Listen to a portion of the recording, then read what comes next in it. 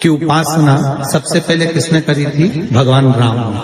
अश्विन के नवरात्रे में भगवान राम ने 9 दिन तक कलश की स्थापना कर लंकाधिपति रावण को मारने के लिए मां जगत जननी की आराधना की। भगवान राम ने मां जगत जननी की आराधना, मां जगत जननी की आराधना, मां जगदम्बा की आराधना।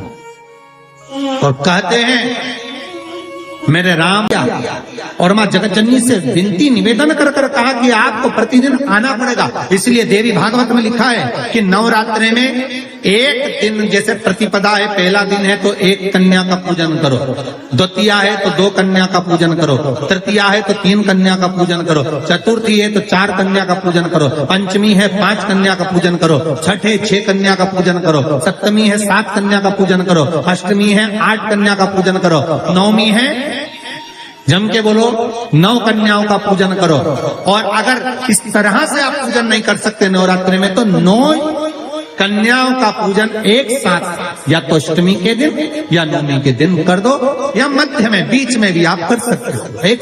पर अगर आपकी कोई कामना है, आपकी कोई इच्छा है, मालूम पड़े, जैसे कई लोग कहते हैं कि हमारी इच्छा है, हमारी वो मकान नहीं बिक रहा, या हमारी वो जमीन नहीं खरीदी जा रही, या हमारी कोई कंपनी नहीं डल रही, या हमारे काम में ये अड़चन आ रही है, तो नवरात्रे में, 4 नवरात्रे में से किसी भी नवरात्रे में आप नियम बना लो कि एक कलश की स्थापना कर एक दिन में 1 कन्या का पूजन कर उसको भोजन कराना, लाल वस्त्र देना, लाल चुनरी देना, दूसरे दिन में 2 कन्याओं का पूजन कर लाल वस्त्र ओढ़ाना, लाल चुनरी देना, तीसरे दिन में 3, चौथे दिन में 4, 5वें दिन में 5, ऐसे 7-9 दिन तक एक कन्याओं के क्रम को बढ़ाते आप उस पूजन का विधान प्रबल कर सकते। आज किसी का फोन था सुबह, तो कोई कह रहे थे कि हमें गुरुजी से बात कराओ, तो समीर जी ने बताया कि फोन आया था और वो बोल रहे थे कि हमें नवरात्रि में अगर मान लो कोई साधना करना हो तो कौन सी साधना करना चाहिए, हम किसकी आराधना करें, हम 9 दिन तक किसकी साधना करें।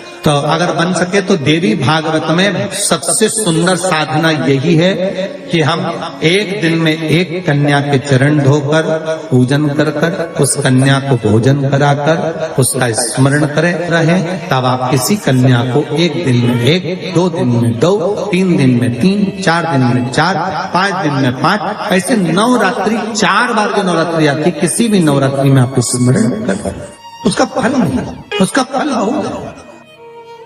शिव पूजन का विधान क्या है? पुलस्त बाबा ने कहा, जिस दिन मन में श्रद्धा और विश्वास दोनों प्रबल हो जाए, शंकर भगवान की जैसी मर्जी पड़े वैसी पूजन। स्त्री के लिए, नारी के लिए, पुलस्त ऋषि कहते हैं भगवान को रिझाने के लिए विधान की जरूरत स्त्री को नहीं है, नारी को विधान नहीं। अच्छा एक बात बताना, बहुत सुंदर बात है, थोड़ा विचार कर बताना। आपकी गोद में छोटा सा बच्चा है, उसने गंदगी कर, आप मंदिर में हैं, महाकाल दर्शन करने गए, छोटे से बच्चे ने छींची कर दी, गंदगी कर दी, जो भी करना था उसने कर दिया, आपने उसके कपड़ा चेंज कर दी, वापिस जाओगी, नहाओगी, उसके बाद दर्शन करोगी, उसके बाद जल चढ़ाओगी, जाकर नहाकर जल चढ़ाओगी क्या? नहीं। क्यों? क्योंकि छोटा बच्चा अगर गंदगी भी कर देता है, छोटा बच्चा अगर कुछ कर भी देता है, तो परमात्मा ने कह रखा है इसके लिए सब माफ है। उसी तरह आप बच्चा काम, लोभ, आसक्ति, तृष्णा, वासना से दूर है, जब तक वो माया में नहीं पड़ा।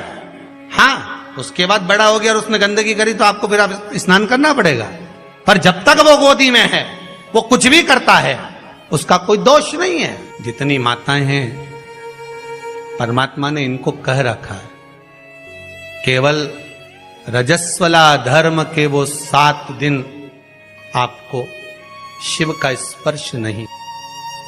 दूध चढ़ा रहे हैं शिव जी पर, तो किस लिए चढ़ा रहे हैं? दूध चढ़ाने का तरीका क्या है, कैसे समर्पित कर रहे हैं? अभी दीदी ने कहा कि बीमारी पर, तो दूध चढ़ाने का तरीका बदल गया। आपने दोनों हाथ, एक हाथ में जल, एक हाथ में दूध रखा और तरीका बदला। अभी तक आप दूध चढ़ा रहे थे तो ऐसे चढ़ा रहे थे, अर्थात किस जगह पर व्यक्ति पड़ा